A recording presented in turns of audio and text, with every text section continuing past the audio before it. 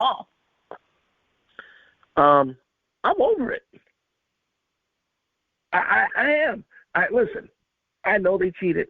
I know it was wrong. I know that that's not what you want to do, but I'm not agreeing with it any stretch of the imagination.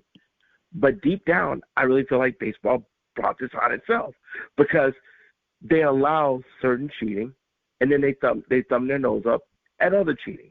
You can, as I've said before, I can steal signs if I'm on second. I can steal signs if I'm on third. I can steal signs if I can see it from the dugout. But you have to think.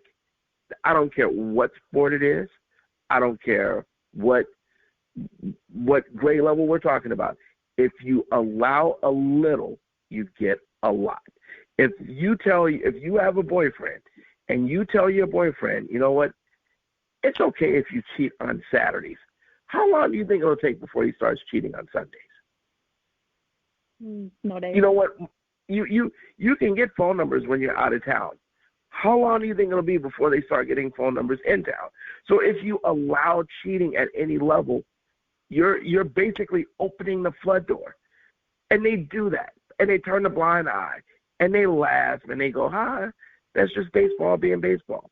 Well, I now go back to we're going to get on and we're going to ride these Astros. And the LA people are going to cry that their title was taken away. We are. But at the exact same time, if you just think the Astros cheated and the Red Sox cheated, then I got some properties to sell you. Because other teams have cheated too. They have. It's like when steroid use first really came out. No, there's no way pitchers will do it, only the hitters. And then guess what we found out? Pitchers were doing it too. So this is why I think the commissioner gave players the out, because he knows that if the second he starts punishing players, it's not going to stop with the Astros and the Red Sox. It's going to keep going and going and going. And so we've got to be honest about this. So is it a bad look? Yeah. But all these people, oh, my God, what are we going to tell the kids? First of all, you don't have to tell the kids anything because kids ain't watching baseball. If we're just going to be honest, old people watch baseball. And is it atrocious? Of course. But we're going to play baseball this year, and around August, we're not even going to remember it. Then you know what's going to happen? The Astros are still going to be really good, and no one's going to be able to say that they cheated. And the Dodgers will choke again, and no one will blame it on cheating. Everyone wants to say, well, the Dodgers lost their title because of cheating. Dodgers have lost every year in the playoffs for the last 6 years. True. So we're over this. It's done. It's done. So no, for me, it doesn't hover. Is it going to be a story over and over again? Sure, there'll be those that'll keep whining and moaning, and you can beep this out later, bitching about it. But for the most part, I'm done. Let's play baseball. And Bolsinger, oh my God. Did you see his ERA before he got rocked? Hell, that man helped his ERA go down. He sucked. Yeah. So nobody wants to hear that. With that being said, how much of a chance does he have for, well, let's this to be clear, or the listeners out there that may not know, is that Mike Bolsinger is suing the Astros for cheating. So how much of a chance does he have to win that? And one thing I heard, I was hearing over sports radio and sports channels, per se, or shows, without naming names, is that it's possibility of a class action lawsuit. Is that even, how much of a possibility is that? Okay, so if you're the Astros, let's stop and think about this. If you're the Astros and someone says, we're going to sue you because you were cheating, you know what? If I'm the Astros, you know what I do? If I think I'm going to lose, this is what I say. No, the Red Sox were cheating too. Oh, and by the way, guess what? We just found out the Brewers are cheating. Oh, and by the way, got to note, the Mariners were cheating too. They were stealing signs. Oh, yeah. And the Rangers were stealing signs. If you're Major League Baseball, do you really want that to come out? Of course not. No. Because more than one team was cheating. Bolsinger, you sucked. You sucked when you were a Diamondback. You're terrible. He didn't face the Astros that was the first time he faced the Astros. And his first season he had an ERA of over 6. Were they tipping his pitches? You know what was tipping his pitches? The lack of movement on his pitches.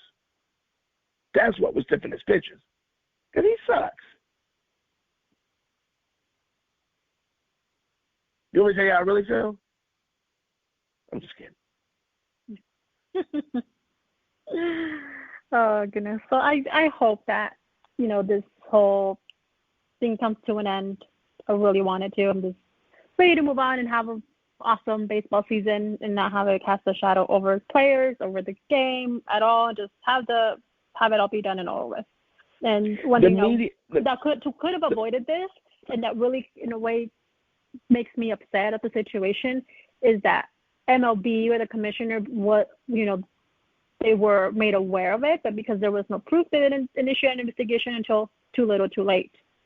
I think if they, being that they knew or they had heard of this happening, they should have initiated some type of investigation to know, okay, is this really happening or is it not happening? Because if they would have done that, it wouldn't have gone to the extent that it did.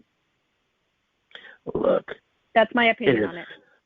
I agree with you, but you know what? There's so many teams that have been cheating for the longest time. And when you initiate, this is why I say, and I know all these people are going to jump down my throat again because they did the last time, and I don't give two craps. Certain things should be done internal in-house. And I agree. I'm not a fan of ratting out like that because I believe it then takes away from the personal policing. Now, here's the thing. We know there's going to be a lot of Astros getting high and tights. And I don't agree with that either because that baseball is a freaking weapon. And I don't think people should be using it as a weapon. But we know there's going to be some high and tights. We know it. Of course. Yeah. So it would eradicate itself. There's this law in Hawaii that says you can get a ticket for crossing the street while talking or texting on a cell phone. You don't have to have that law. It'll eradicate itself. You keep not paying attention crossing the street, I ain't got to write you a ticket. The fender of that truck will write you a ticket. Here you go. So I think there's a lot of stuff that we could just leave alone and it'll take care of itself. But we're going to keep it. We're going to keep talking about it. We're going to keep it in a news cycle. We're going to keep regurgitating it. So we'll keep it going. Keep it going.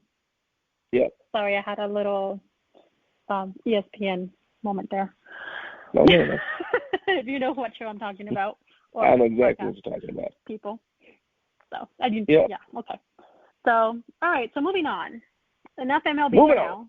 We'll have plenty of the season, rest of the season, year to talk about it. So, as we go on. So, let's move on to NBA.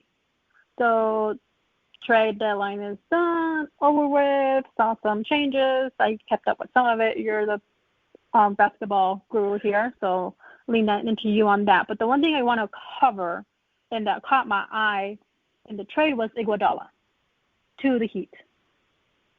Yeah. I mean, I think it's good for that locker room. I question how much Iggy has left in the tank, to be honest with you. But he's a great guy. Sorry to cut you off.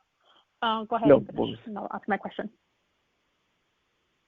I'm sorry?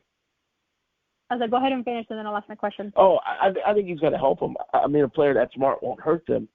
But I don't even think that they're enough to beat the Bucks anyway. So I don't think it's going to be I don't think it's really going to matter as much. I think what that trade did was help teams in the West by not having an extra wing defender with the Lakers or with the Clippers, but I don't think it propels them ahead of the Bucks in the East. And to be honest with you, I think if Philadelphia learns how to play together, it doesn't even propel them above them. Interesting. But that's just my opinion. What do I know? I don't watch basketball. You don't, right? Not at all. You don't dream of, you don't have it in your dreams or, anything like that. To be honest with you, I think the biggest trade was the trade that sent Marcus Morris to the Clippers. I think that was a by far bigger trade for two reasons. Really? One, it stopped him from going to the Lakers. That's one. And two, he's a mean dude. And I mean that in a good way. So where does that put the Clippers now for the rest of the season with that addition? I think they were going to win it. I think they were going to play against the Bucks anyway in the finals. So I think that just secures it. And no disrespect to Mo Harkless, but that's all they gave up. So, yeah, Clippers are tough. They're mentally tough. There's a lot. If you're a kid and you playing ball, and your ball going to neighbor's yard, and you're that dog, you're like, I'll hop the fence, get this ball real quick. But that ball off the fence, you look over there, and there's a dog with the chain around its neck, with tied up so it can't get to you, and the ball is far enough away from the dog, but you're still too scared just in case that chain break. Those are Clippers. I love that comparison. But let me go ahead and clean this up because everything nowadays has to be politically correct. I am not advocating tying your dog up in the heat, in the summer, in your backyard, in an inhumane way. So let me clean that up because I don't want anyone to freaking at me. But I'm like, you don't like dogs, you get cruelty. So let me clean that up real quick. But just paint the picture. Yeah, there are people that do it, and it happens, and I've seen it, and I've been there. And trying to get that ball from that, dog that's in the chain and scared that it's going to break loose. Yep. So, all right. So, did you hear about the priciest team in the NBA for forward? Yes, who that is? It's the Knicks. It's always been the Knicks. $4.6 billion.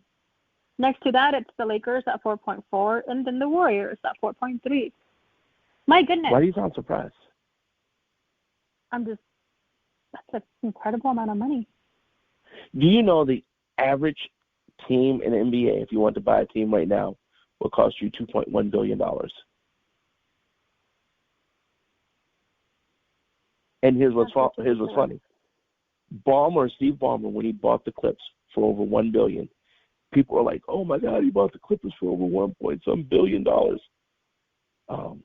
Seems like a good investment now. And how about this?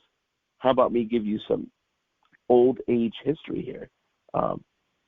There was a time when rookies didn't have a rookie scale, so a rookie could.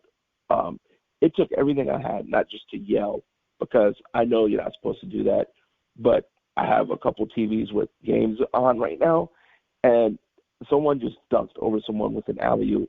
And just so you know, it took everything I have not to yell. So I share that with you. But I digress. I am really surprised because you're watching actually two screens and basketball and what you just mentioned. I'm surprised you're not have any more, screaming going on there or emotion. Nope. I'm really good at this. I'm a professional. But Glenn Robinson signed a contract for $93 million. Lifetime of the contract. Like 7 years, 6 years, something like that. Now, in today's market, that's a bargain.